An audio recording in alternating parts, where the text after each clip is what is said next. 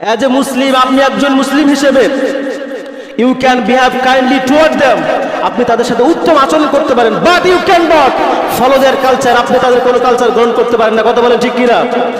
আপনি তাদের কোনো কালচার accept their culture, তাদের কোনো কালচার অনুসরণ বা গ্রহণ করতে পারেন না, ফলো করতে পারেন না, এটা আপনি মুসলিম হিসেবে পারেন না।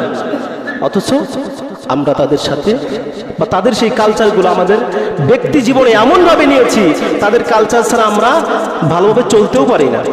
সব কিছুতে তাদের কালচার আমরা ঢুকায় নিচ্ছি। তো 31st নাইট, এই রজনীতে যারা এই রাত্রিবেলা উদযাপন করবে, আল্লাহর হাবিব সাল্লাল্লাহু আলাইহি সাল্লাম একটা হাদিস পাকের ভিতরে বলেছেন, মান তাশাব্বাহা বিকওমিন ফাহুয়া মিনহুম।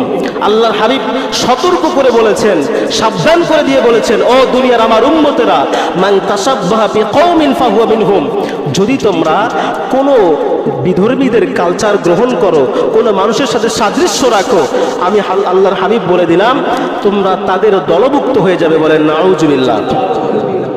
আপনি যদি রাত্রি তাদের কালচার অনুসরণ করেন, কালচার